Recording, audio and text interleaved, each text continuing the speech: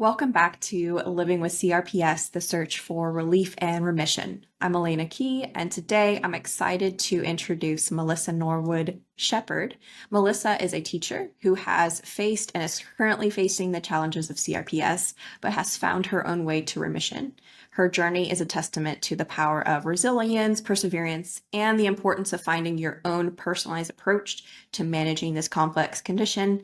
As you will see in this video, and if you've watched the other ones, no one's journey is the same, especially no one's journey to remission is the same. So I'm really excited to dive into Melissa's story. Melissa, thanks for joining me today. Before we dive into your CRPS journey, do you mind sharing a little bit about yourself, who you are, where you live, where you're from, and what do you enjoy doing during your free time? Yep. My name's Melissa. I live in Western Massachusetts in the farm countries, cow country, apple orchard area of Western Massachusetts. I'm a teacher of fifth grade. I teach elementary school, and I have the same kids all day long. I teach 10 and 11-year-olds, which that was a little difficult going through this journey and continuing to maintain that. But I'm on the other side now, and it's back to, quote unquote normal. Normal. Um, I recently got married, but I've been with the same person for over 20 years. We've Congratulations. raised, I have two children and he has two children, so we've raised our four children and they're all adults and have moved out. And so here we That's are. great. What inspired you to become a teacher? I've always liked working with children, and I've always had a job working with children of some capacity, whether it was I did home daycare for a number of years when my children were very, very little. I've worked in a daycare, I've been a teacher and a behaviorist and, you know, all the things working with children. Yeah, that's great.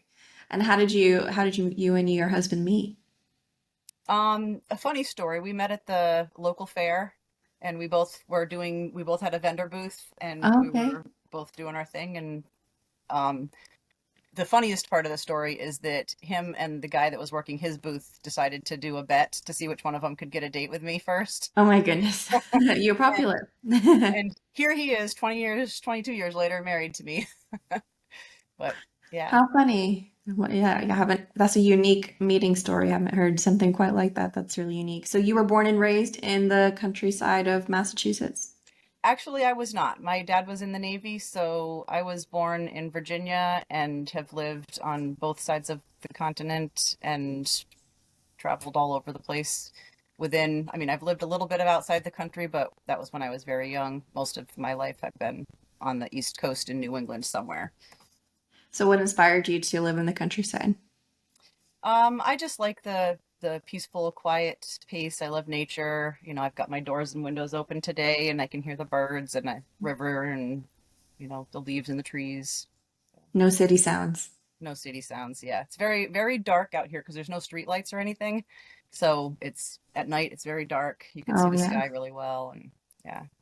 that's great. Very good. So before CRPS, you mentioned you were a teacher. What other activities or what was life like before you developed CRPS? What did your previous normal Um, life look like? I was a runner and I've done a couple of half marathons and I did a Ragnar relay, which is a 200-mile plus relay Oh, race. wow. And I just really enjoyed getting out there and either hiking with my dog or, like I said, going for a run. She doesn't understand why we've stopped running. Oh.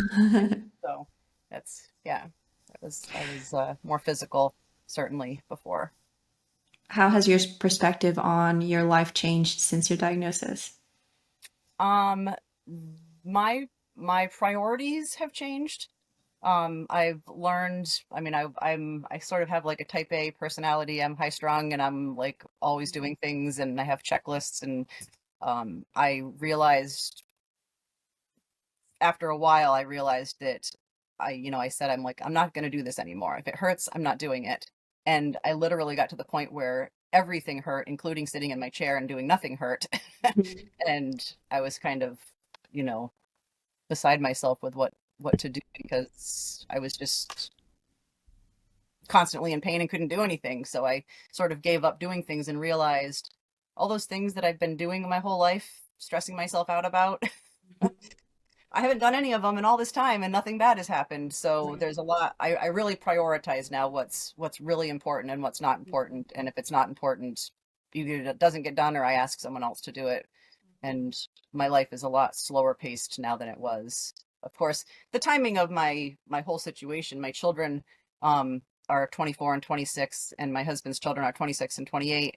So they have, moved out during that process. So when I started being in pain, my two children were still living at home, and they moved out, throughout the process before I was, in remission or cured, so to speak.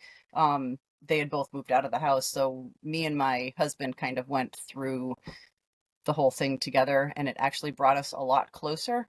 I know that in a lot of cases it separates people, Mhm. but I think that just the way that everything happened and the timing of it with my children's ages and them moving out and when the pandemic hit and all of that stuff sort of really helped support me in proceeding with the journey and actually finding a, a way to fix it for me. Yeah.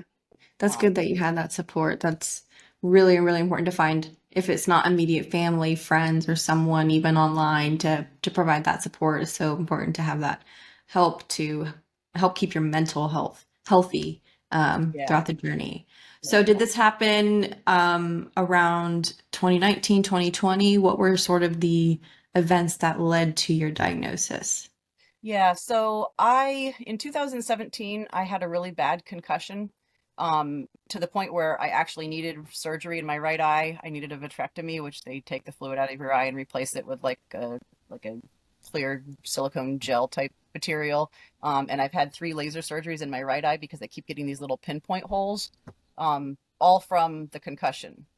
That's when things started going wrong for me. And I don't know that that's what started the CRPS, but before I had any of my eye surgeries, I tripped over my dog in the middle of the night because I couldn't see very well and she was in a different spot than she normally slept. And so I tripped Mhm. over her. I chipped my kneecap and tore my meniscus Oh my goodness. and went, almost a year before finally having surgery on it. And when I had surgery, I have not been pain free since, or I had not been pain free since that surgery.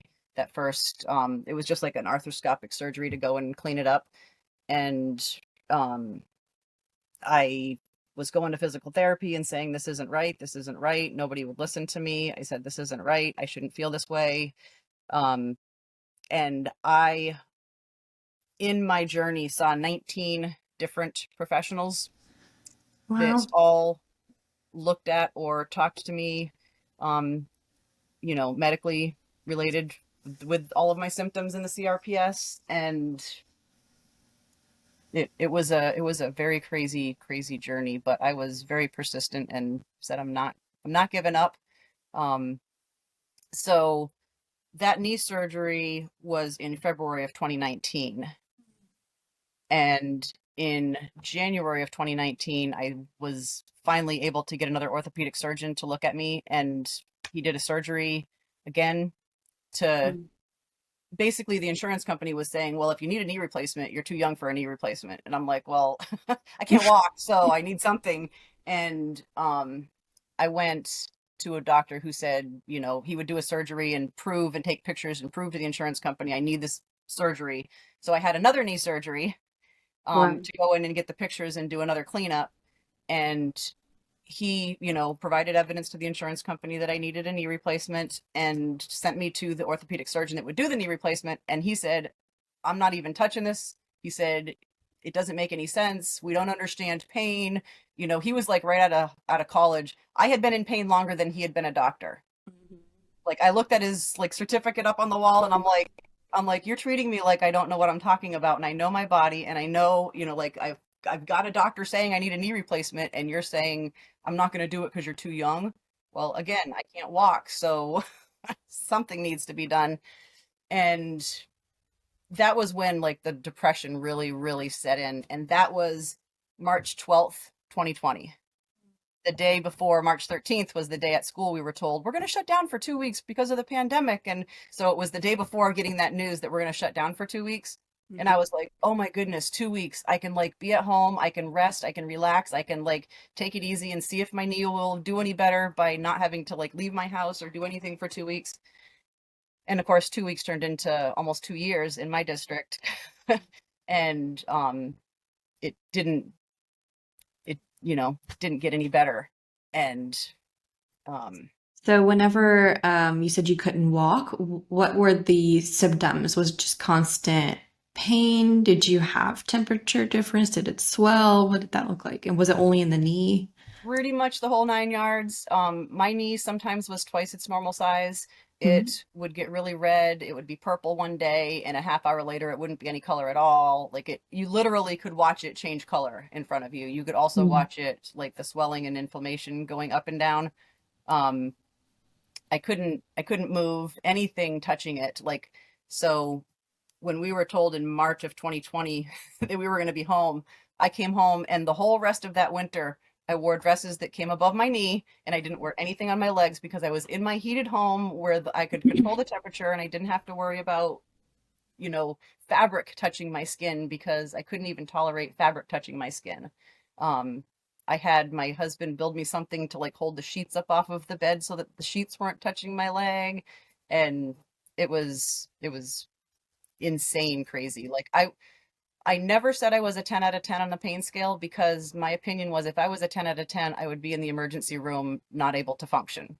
And I knew the emergency room wasn't going to help me, so I didn't ever go to the emergency room with it because I've heard plenty of stories and the emergency room just thinks that you're a drug seeker and I don't do well on medication anyway, so the whole medication journey, my weight was up and down and up and down, and I, threw up a lot, and I just, it was, it was crazy. All they wanted to do was prescribe me medications and do like the nerve stimulator and just stuff like that that was like highly invasive. And I was like, there's another way. I know there is. I'm like, it's 2020. Like with all of Yes. the modern science and technology, like my dad was in the military. I know what kind of technology existed in the Mhm. 60s. I there's no reason why we don't have technology somewhere in the world in 2020 that can, fix this. So when school year ended that year, I did like I turned myself into a full-time researcher and I did several weeks of research. Um, and I found the Kalmar scrambler therapy and I looked a lot into that and decided, after calling them, they give you like a free consultation. They said, they don't continue doing the treatments if it's not helpful. Like you'll know as soon as you're hooked to the machine if it's going to work or not. And for me, it's as soon as I was hooked to the machine and it was on, I was not having any pain. And the first day I had like an hour of pain free after I was off the machine. And I went for 10 days, um, like a 2 straight week cycle. And I had to pay out of pocket because insurance didn't cover it, which was like very expensive. But I would do it over again and over again and over again for the amount of relief that it has provided me. Um, I did eventually get a knee replacement in 2021. No, 2022. Sorry. I had a knee replacement that summer. And after the knee replacement, I went back to the Kalmar place for like a 3-day booster session. And I cried the second morning when I woke up and could stretch without pain. I didn't realize how much of the pain that I was experiencing still at that point was related to the CRPS and not from the knee replacement. And it Oh. sort of like it just boosted my my recovery. I walked in when I first went to the treatments. I walked in on the first day, and or I should say, I barely walked in on the first day using a rollator to get myself into the building with help from my husband. And I walked out on the day 10 with no cane, no nothing, able to totally walk unsupported, not even holding someone's hand or anything. And people are like, it can't be true. Like I wouldn't believe it if it didn't happen to me, honestly. And it worked. It was a game changer for me. That's And wonderful. I would say I was probably 85% pain free after the 10 days. And I continued to improve over the course of maybe 6 months. It just kept getting better and better and better to the point where, now I'm completely pain free. Unless I Yeah. overdo it, of course, like anybody, if you overdo it, you're going to be in pain. But Yeah. it's So to back up a little bit, you saw 19 providers. What motivated you to keep going and to keep because keep meeting with other providers? it was that or give up. And Yeah. I'm not a quitter. I don't give up. I'm persistent and I'm stubborn. And like I said, I know there's another way. There has to be something in the 21st century that can help problems like this that are not highly invasive. I was just appalled at the looking at the nerve stimulators and the implants, and I was just like, there is no way that you are going to do any of that to me. I will die first. And I hate to even mention death, but I got to a point before the Kalmar that I was like, well, this may be my last hope because I'm not willing to do those highly invasive things. And if this doesn't help, I don't know what else to do. And, you know, you start thinking about taking your own life. And, that what's the point of living if you're in pain 24/7 and you can't function? And I'm so glad that I was persistent and stubborn and didn't give up. I did find somebody in the online community on Facebook on one of the groups that had done Kalmar, and she was telling other people about it. And after I went and had it, I said, well, I'm not on Facebook very often, but whenever I see posts about it, I try to put my 2 cents in because I think everybody should at least look into it. And if you're not going to be a good recipient, they won't, if you're not going to be a candidate for it, they're not going to, have you come in and do 10 days of treatment. They may say, come in for one day and do one treatment and see how it is, but they're not going to take your money. And I'm the kind of person that I don't want to mask the symptoms. I want to solve the root of the problem. And all of the other things that were being offered to me from medications and the implants and everything, those are all just masking the problem. They're not actually fixing the root. And I wanted to fix the root, so I retrained my nervous system. Yeah, that's great. Yeah. So you saw a few orthopedic surgeons, you saw some physical therapists. Who officially diagnosed you with CRPS? Dr. Boardman in he's an orthopedic surgeon in Hatfield or Hadley. I can never remember I think it's Hatfield. It's about a half hour from my house, and he was new to our area, new to Massachusetts. And he mentioned it, and when I heard it, I was like, oh, some chronic pain symptoms, whatever. And I was like, well, that doesn't make any sense. Like, I'm not a chronic pain person. I just have a knee Mhm. problem. Like, fix my Mhm. knee, dude. And Mhm. he was willing to work with me. And he's the doctor that stuck by me. He's the one that was doing waivers and appeals and extra paperwork for the Mhm. insurance company. He really, once he explained it to me, I mean, he spent a lot of time, with me as a patient. He must have really long blocks of time in his schedule. He's never late, like you think like, gosh, if he spent an hour with me and he spends an hour with the next person, he's going to be so far behind. But I think he schedules them that way on Mhm. purpose. And he's very, very thorough. So You said he, his name is Dr. Hatfield? no, he operates in Hatfield. Oh, His he offers it. town. His name is Dr. Boardman, David Boardman, David Gordon. Boardman. Um, Boardman. he suggested it. He tried getting me out to Mass General Hospital, but my insurance company wouldn't cover it, which is Mm. kind of ridiculous because I'm a teacher in Massachusetts. So you would think that my Massachusetts health insurance would cover Boston, but it didn't. And again, like I said, in all of that research I was doing, he said he would do a knee replacement if I could figure out the pain. So I was like, all right, I'm going to figure out the pain thing because I know that I need a knee replacement and I know that the pain is connected and also not connected. So I'm, I'm just going to do it. What provider did you see for Kalmar? Was there someone close to you, or did you have to fly somewhere? There was a place in Rhode Island. It's about a 3-hour drive from me. Um, so not super close. I actually went out there and stayed in a hotel, um, during the 2 weeks that I did the therapy. So I went out on Monday, spent, Monday through Thursday nights there, went to treatment on Friday, drove home for the weekend. I actually cleaned my whole house that weekend. That's how good I felt. Mm. Wow. And I already was not using a rollator by the end of the 5 days. And then I went back the second week and did the same thing. So I didn't spend the whole weekend. I wasn't there for 2 straight weeks, but I went for 5 days and then came home and then went for 5 days. And yeah, it's connected to Dr. Diamato, who has an office in Bonita Springs, Florida. Um, my understanding, I have not been to the place in Rhode Island since September of 2022, but I heard that they may have closed that location. But I've also seen postings of different hospitals that are starting to carry the machines. So Hartford Hospital has one now. And my insurance actually, even though I'm in Massachusetts, my insurance covers Hartford Hospital.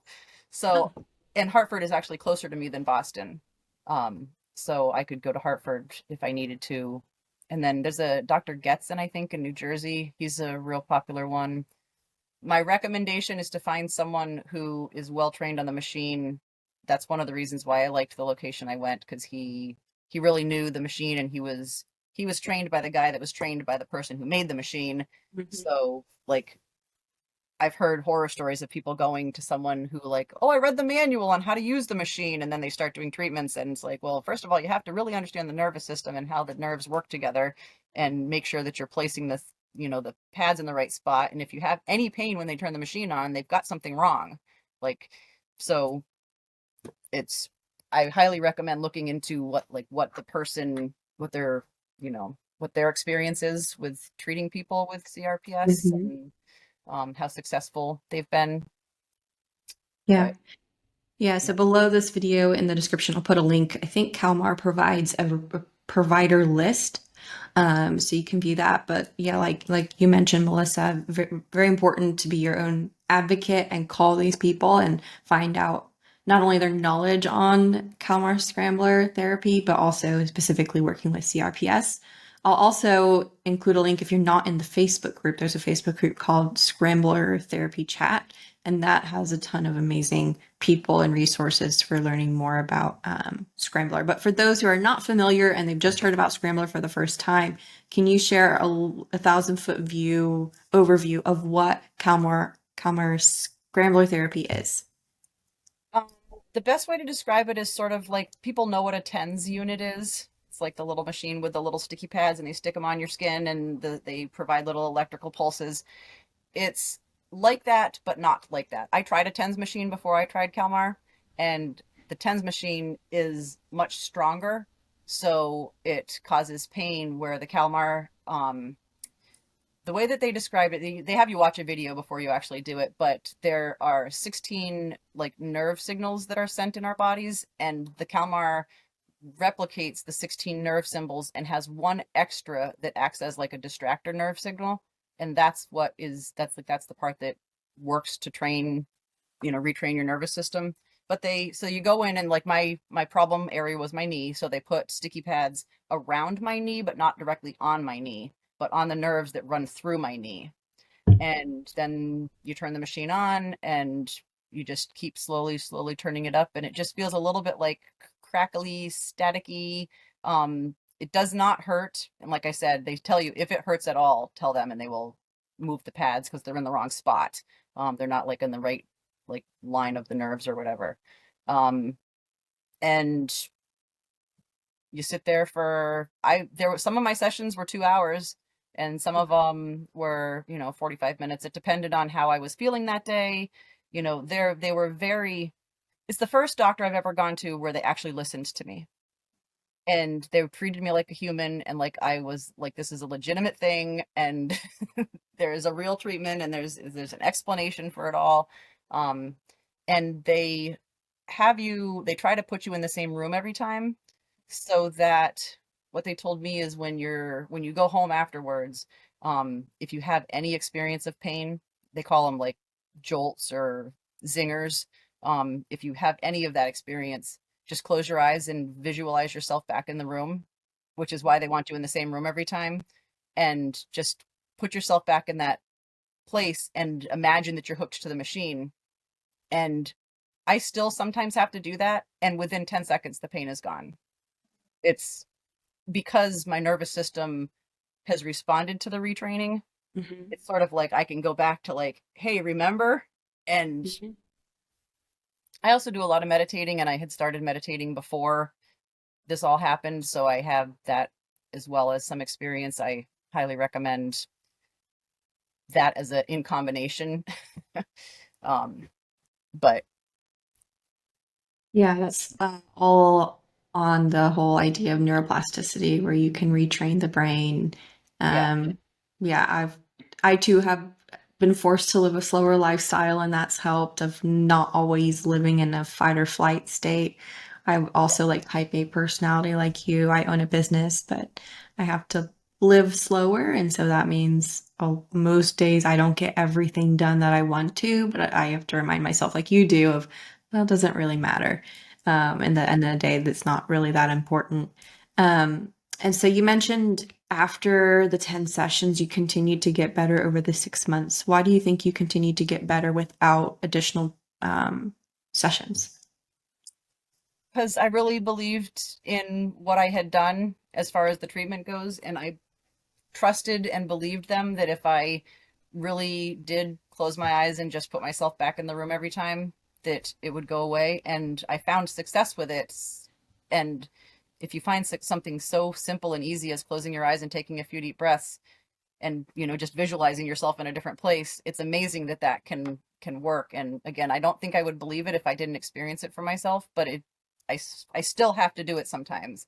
I would say maybe once a week I'll have what he called a zinger, and I'll have to do that. And again, it's within 10 seconds it's gone. If I have a pain that lasts longer than 10 seconds, I know it's a real legitimate pain now. So it also helps me Yeah, understand like what's a real the pain and what's not a difference. real pain, because that used to really tug at me like, is this like a real thing, or is this just part of my nervous system being messed up?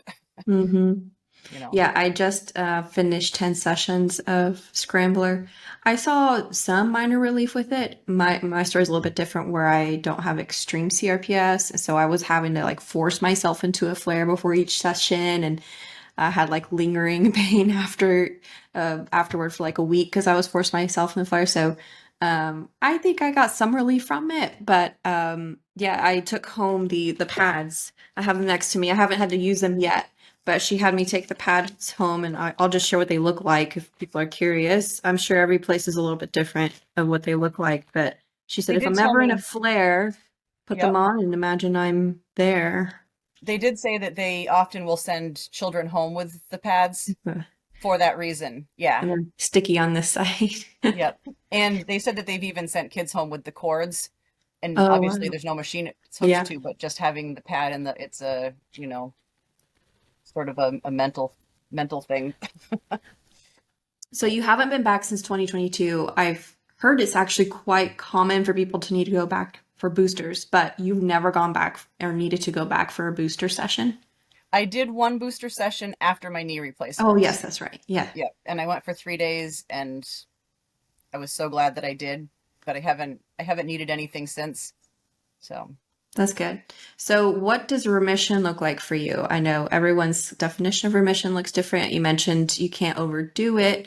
So, what does overdoing look like, and what does remission look like? yep. Well, I used to be a runner, and the doctor said no more running. So I literally live a much slower pace. Um, Even though I don't have pain, I can't move as fast as I used to. Even in just walking, my walking pace is slow. And I often I'll be walking with someone and I'll be like, slow down. I can't walk that fast.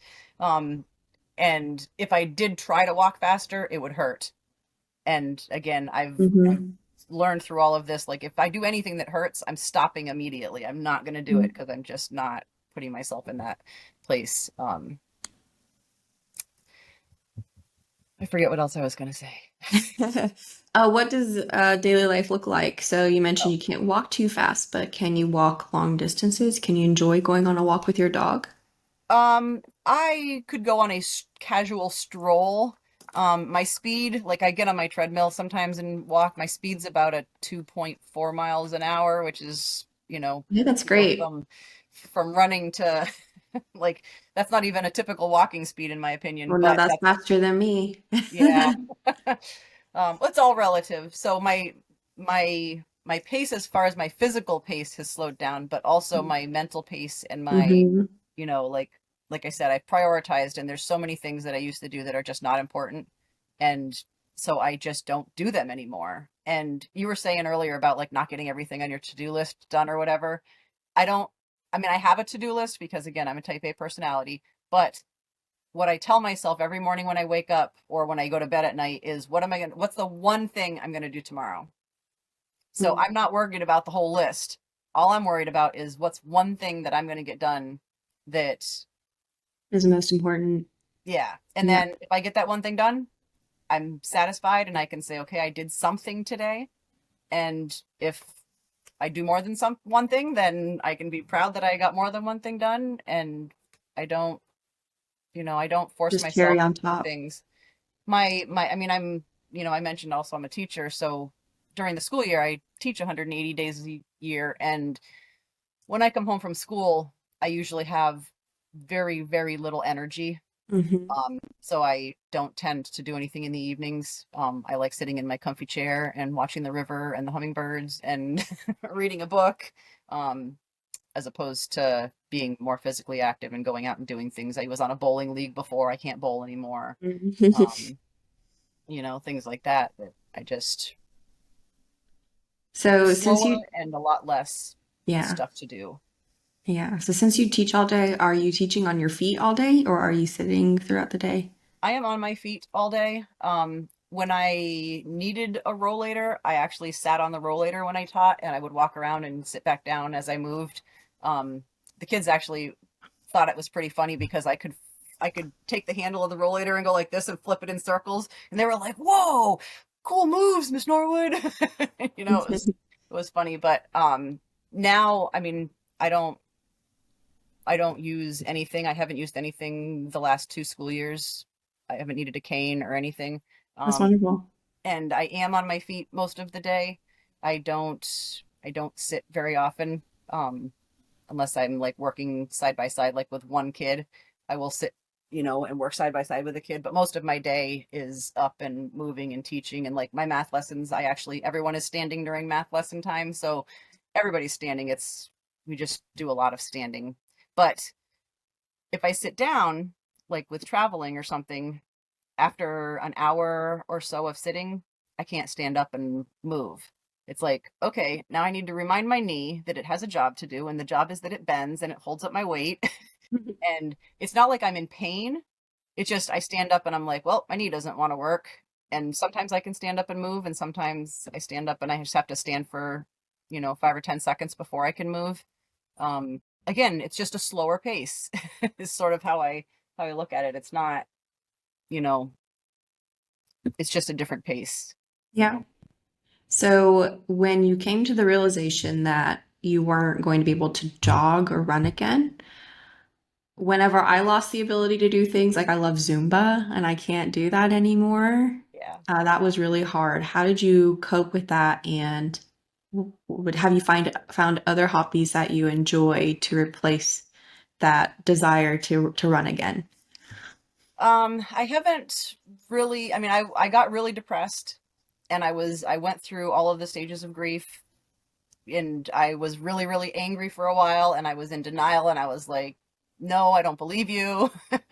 Um, and then because I was really physical beforehand, I have a treadmill, an elliptical, and a bike in my house. So I can't really use the treadmill because I can't walk very fast, and it doesn't like it's not fast enough to give me any kind of a raise in my heart rate. It doesn't make me Mhm. sweat, but I can get on the elliptical machine, and there's no impact because your feet are stationary. You're just moving, and I can do that I can do up to a half hour on the elliptical machine. Same thing with the bike. I can sit on the bike and do a half hour on the bike, which isn't quite as much cardio as the elliptical, but it does raise it a little bit. Um, I forget where I was going again. Sorry. No, that's okay. Hobbies, if you've found anything else that you've enjoyed. I do a lot of nature watching. Yeah, Just that's a really great. busy hobby. Um, got all the hummingbirds out there right now fighting over the feeder. Um, But I do a lot of reading. I enjoy planning things. Planning? It can be a very sedentary. So like I turned 50 last year, so I had a 50th birthday party that my husband, this was before we were married. He was like, "You just whatever you want, we'll just do it. You just tell me what you want, and we'll do it." So I had a lot of fun and spent a lot of time planning that. And while I was planning that, he proposed. And so then as soon as I was done planning that, I'm like, well, I have a wedding to plan now. Uh-huh. And then after the wedding, we had a family vacation where like 19 of us went and stayed in a house in Oh, Pennsylvania wow. for a week just a couple weeks ago. So I was planning that. And now I'm like, well, I Mm. have nothing to plan. There's nothing going on. So I have a friend who's turning 50, and I was like, can I plan a 50th birthday party for you? So then it's giving my mind the stimulation that it needs, just Hmm. like reading might. But it's it takes up time, but it's not physical. And, I can pretty much do all of the stuff in the kitchen, baking and cooking and stuff that I used to do. It's just, again, slower.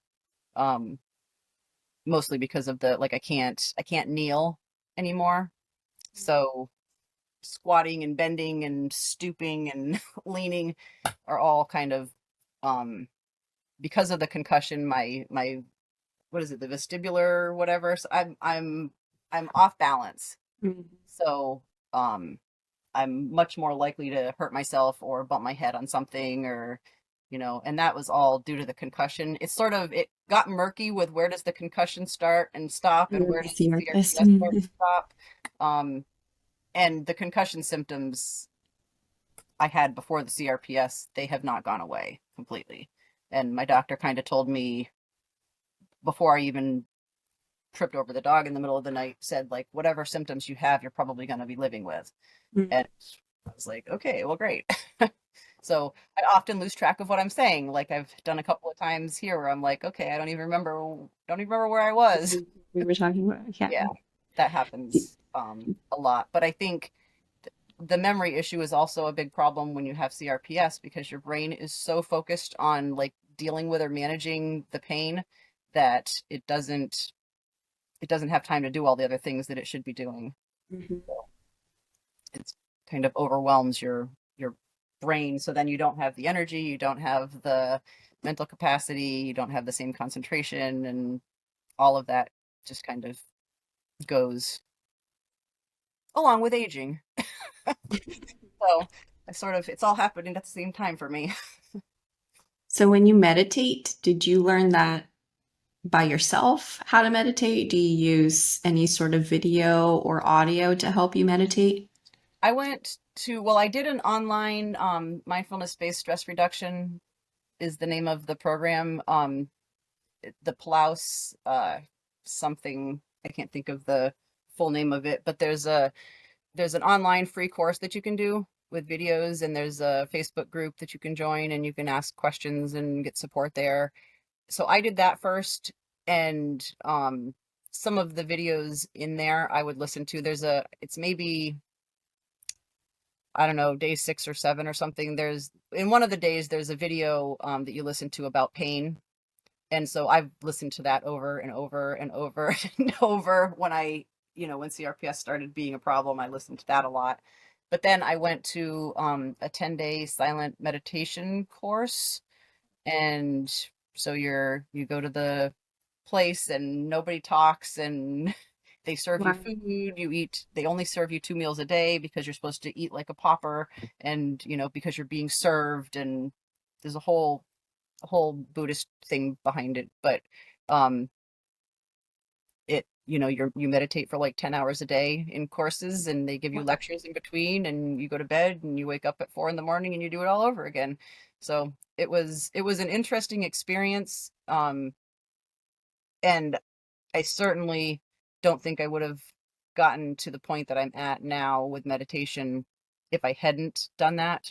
Like it sort of, forced me to sit and meditate and get to the point where 10 I'm hours a day feeling the is sensations that they tell you you're supposed to feel and all of that. And I did, by day like 8 or 9, I had sort of a I don't know, a breakthrough or a breakdown or something, and I was like, oh my God, I'm okay, I'm okay. Like it was just this like overwhelming feeling of like I'm okay. Mm. And I That's a don't know. wonderful feeling. Yeah, yeah. So So do you still use the practices that you learned through those two, I guess, courses that you took today? yeah, yes, definitely. And I've done a couple of local like yoga stress reduction type courses where it's yoga but you're laying down the whole time. Very, very relaxed. And they give you like meditation strategies there and different, self-help type things and taking care of yourself. So I've done a number of different, of those types of courses as well throughout probably 20 years. So, Would you be open to sharing some of the strategies you've learned throughout your um, experiences? the biggest one is really when I went to the meditation course, I got to a point where I don't know how to really explain it to make sense to someone who doesn't understand it. But I got to a point where I feel these like this sensation in my body. Like I just close my eyes and I almost instantly can feel it when I close my eyes, as long as I'm not like in a high stress situation. And I just focus on that sensation that I get in my body. And it it's calming, and it also, that's why I said like that in combination with the putting myself back in the treatment room Mhm. mentally, like I kind of use all of it, and I'm like, okay, all I have to do is close my eyes and I can be in that meditative state almost instantly where I feel like I'm like not touching anything, and my body is just kind of like, I've always called it electricity. I feel like I have electricity running through me. And Our bodies are electric. they are. Well, I actually this is like maybe a little geeky of me on the scientific aspect of it, but I'm pretty sure that the tingly sensation that you're feeling when you're meditating is your blood flow, Mm. which sounds weird, but it I'm pretty sure that that's, at least for me, that's what I can sense is the tingly feeling is my blood circulation. And they also say that if you meditate on a specific body part, so you're like putting all of that tingly sensation or that electricity into that one area of your body, you're actually increasing your blood flow, which increases your healing capacity. So again, it sounds kind of silly and like it's all like all these little things that pile up, but when you put them together, it's pretty powerful. Right. It's not just one thing, it's been a combination of things for you. Yeah. Yep, definitely. The definite combination of meditation and doing the nerve retraining was a good combination for me. Yeah, yeah, definitely. So, what goals do you have for the future for yourself, both health-wise and just like your own personal life goals? Well, my the reason that my husband and I got married when we did is because he's ready to retire, and am not ready to retire because I'm younger than him, but I'm sort of starting to like look at my retirement plan. And we had an RV, and then we sold the RV because we wanted to upgrade and get a newer RV. So our plan in the next year before he retires is to get a newer RV, and next summer we're going to travel as soon as school gets out. We're going to just get in the RV and go for a couple months. Um, so little traveling, visiting with family. I'm going through this, I'm also realizing, and as my parents are aging and my grandparents passed away throughout this as well, like, Mhm. I'm starting to think more about like enjoying my life a little bit more as part of the whole slowing down, and like what is really important. Like my daughter came over and spent 3 or 4 hours yesterday, and I was like, oh, there's so many things I could have done, but I spent time just sitting and talking to my daughter. And that I'm trying to suck up all of the personal interactions that I can have, and spending time with people and spending time with, my own kids or my parents. I've been doing going out to lunch or breakfast with my parents once a week since the summer started this year, and just trying to do as much filling my soul and my heart from my family Yeah, as I can, you know. yeah, absolutely. Yeah. Last question for you before I let you go. What advice would you share to someone who is either newly diagnosed with CRPS and they've stumbled across this video just trying to find answers? And then the second part of that question is, what advice would you share to someone who has had CRPS for a while and they're still trying to find an answer? Well, my first recommendation, of course, is you need to be your own advocate. The medical system is not designed to solve our problems. The medical system, and I've talked to doctors and they will agree with you on this, that the medical system is designed to mask your symptoms to make you feel better. Everybody wants to just feel better. So be your own advocate and do your own research. And I highly, highly recommend that everybody with CRPS at least look into Kalmar. And, and by look into, I don't mean just read about it or watch a video about it. I mean, call the place, give them your information and your background, do the work to see, are you a candidate? If you are, you owe it to yourself to try it. Mm-hmm.